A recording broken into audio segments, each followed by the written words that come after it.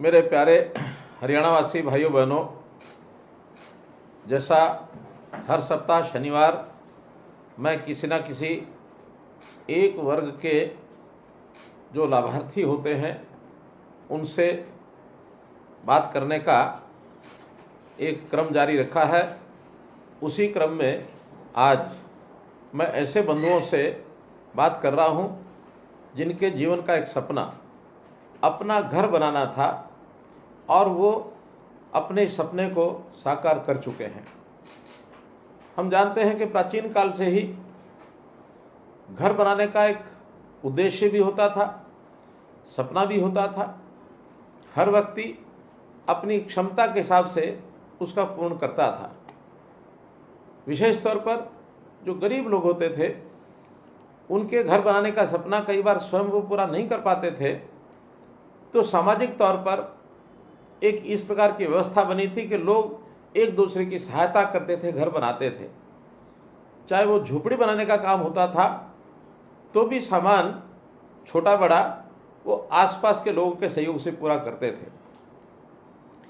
जैसे ही युग बदला तो जब ईंटों का मकान बनने लगा, कच्ची ईंटें भी लोग आपस में मिल करके पथाई करते थे और एक एक का घर बनाने का वो काम करते थे। लकड़ियां भी इधर से उधर से जुटा करके और छत का वो करते थे।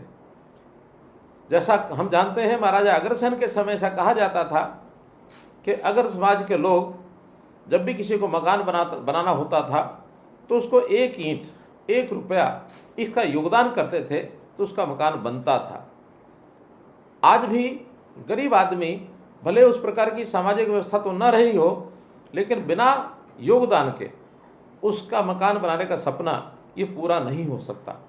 इस विषय को लेकर के सरकार आगे आई और मुझे याद है प्रधानमंत्री नरेंद्र मोदी जी ने 2015 में प्रधानमंत्री आवास योजना शहरी, प्रधानमंत्री आवास योजना ग्रामीण, ये 2 योजनाएं शुरू की और उसके अंतर्गत लोगों का जो सपना होता था उसका पूरा करने के लिए और एक न केवल ये सपना बल्कि संकल्प लेकर के हम आगे बढ़े हैं ताकि ऐसे परिवार जिनके सिर पर घर छत नहीं है उसको एक छत दी जाए।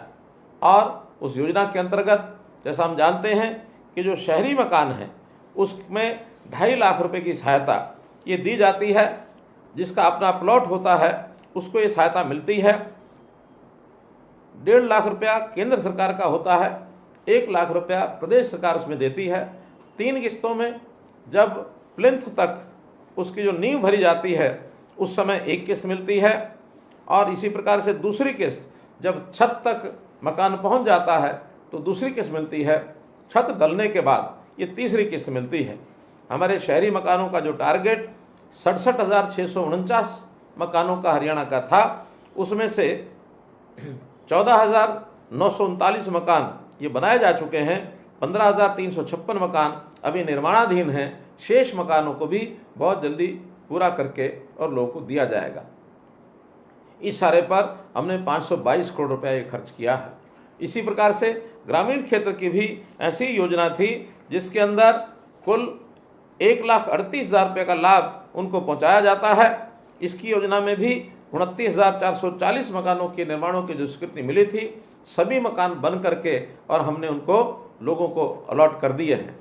3 किस्तें इसमें भी उसी प्रकार से दी जाती थी और 1,38,000 रुपया उनको ये मिलता था। और जब मकान व्यक्ति का बनता है, मैं आभास करता हूँ कि जब भी हमने किसी को मकान बना करके चाबियाँ उसके हाथ में पकड़ाई हैं तो व्यक्ति अपने जीवन का एक संतोष वो व्यक्त करता है कि मैं अपने परिवार के लिए, अपने बच्चों के लिए एक ऐसा आश्रय स्थल बना के दिया है कि आने वाली पीढ़ी भी इसका उपयोग करेगी, तो उससे उसका एक उत्साह भी बढ़ता है। समाज में व्यक्ति, अपने मकान वाला व्यक्ति एक बहुत ही आत्मविश्वास के साथ जीता है। हमारा जो मकान होता है ये केवल ईंट, गारा अथवा सीमेंट, ईंट, लकड़ी इसी का मिश्रण नहीं होता, बल्कि जब कभी मकान बनता है और उसकी यादों में जब हम खो जाते हैं तो वास्तव में ही हमारी जो भावनाएं हैं, यादें हैं, संवेदनाएं हैं, एक मन में उत्सव जैसा माहौल बनता है कि मैंने बहुत कुछ जीवन में प्राप्त कर लिया है। तो इसलिए ये जो मकान बनाने का सपना जो व्यक्ति का पूरा होता है, व्यक्ति बहुत प्रफुल्लित होता है हम चाहते हैं कि इस प्रकार की सहायता समाज में सब लोगों को मिलनी चाहिए, और जब समाज को मिलेगी, मकान उसका चाहे अपना छोटा हो अथवा बड़ा हो, व्यक्ति उसी से संतोष व्यक्त करता है। एक छोटी कहानी मुझे ध्यान में आती है कि एक विश्वविद्यालय के, यूनिवर्सिटी के छात्र, उनको ये जिम्मे लगाया गया कि जाइए आप इस गांव में जाइए और गांव के अंदर सर्वे करिए, सर्वे करके ऐसा ढूंढ के लाइए कि इस गांव में सबसे अच्छी गली कौन सी है और सबसे अच्छा मकान कौन सा है। 10 विद्यार्थी गांव में घूमे, अलग अलग लोगों से पूछा, मकान देखे, गलियां देखी, सबके अपने अपने उसमें जो उत्तर थे, अलग अलग उत्तर थे। सब ने अपनी अपनी जो फाइंडिंग्स ढूंढी, उनका किसी की कोई गली पर नज़र टिकी, किसी के किसी मकान पर नज़र टिकी। एक बूढ़ा बुजुर्ग व्यक्ति अचानक वो मिला उनको। उनका कि हम एक राय पर नहीं पहुंच रहे हैं, इस बूढ़े व्यक्ति से, गांव का व्यक्ति, इससे पूछते हैं, भली बात गांव की सब गलियां सब मकान ये जानता है। जब उससे पूछा कि अच्छा बताइए आपके गांव की सबसे बढ़िया गली कौन सी है, सबसे बढ़िया घर कौन सा है, कहने लगे आपको नहीं पता लगा? कहने नहीं, हमको पता नहीं लगा, आप बताइए। बुजुर्ग ने कहा मेरे साथ आइए। उस बूढ़े व्यक्ति के साथ 10 के 10 जवान गए और घूम करके एक बस्ती में पहुंचे। उस बस्ती की गली सामान्य गली थी, कहीं कहीं ईंटें उखड़ी हुई भी थी, कहीं कहीं पानी बिखरा हुआ भी था। तो उस व्यक्ति ने कहा देखिए मेरे हिसाब से ये गली गांव की सबसे बढ़िया गली है। बालक आश्चर्यचकित हुए कि इस गली से तो बढ़िया और बहुत सी गलियां हैं, ये ऐसी टूटी फूटी गली दिखा रहा है, ये सबसे बढ़िया, कोई ना कोई राज जरूर है। खैर आगे बढ़कर के उन्होंने पूछा अच्छा बताइए इसमें मकान कौन सा बढ़िया है। थोड़ी दूर आगे उस गली में ले जा करके एक मकान के सामने खड़ा होता है और नौजवानों को, कॉलेज के विद्यार्थियों को, यूनिवर्सिटी के विद्यार्थियों को बताता है देखिए ये सामने मकान यही सबसे बढ़िया मकान है, लेकिन उस मकान की देखें तो दरवाज़ा टूटा हुआ था, देखें तो अंदर के फर्श नहीं थे, देखें तो छत भी टपक रही थी। तो उस बुजुर्ग से पूछा ऐसा कैसा कह सकते हैं कि गांव की ये सबसे बढ़िया गली है और ये सबसे बढ़िया मकान है? कहने लगे कारण आपको पता नहीं होगा, मैं इसका कारण बताता हूँ।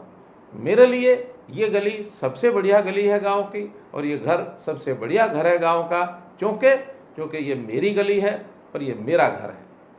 अर्थात व्यक्ति की भावनाएं जिस घर के साथ, वो केवल मकान नहीं होता, उसका घर होता है, उस घर के साथ जब भावनाएं जुड़ती हैं वही उसके लिए सुख का कारण, प्रेरणा का कारण, उसके आनंद का कारण वो बनता है।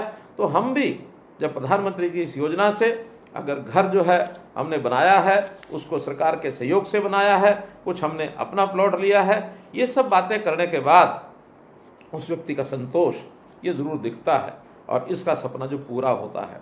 हमने आगे चल करके ये भी कहा है कि व्यक्ति मकान केवल ईंट गारा और जो हम सीमेंट का घर देखते हैं और जो पैसा लगता है उसी तक सीमित नहीं रखते हैं, बल्कि उस घर की सुविधाएं वो भी उसकी बनी रहनी चाहिए।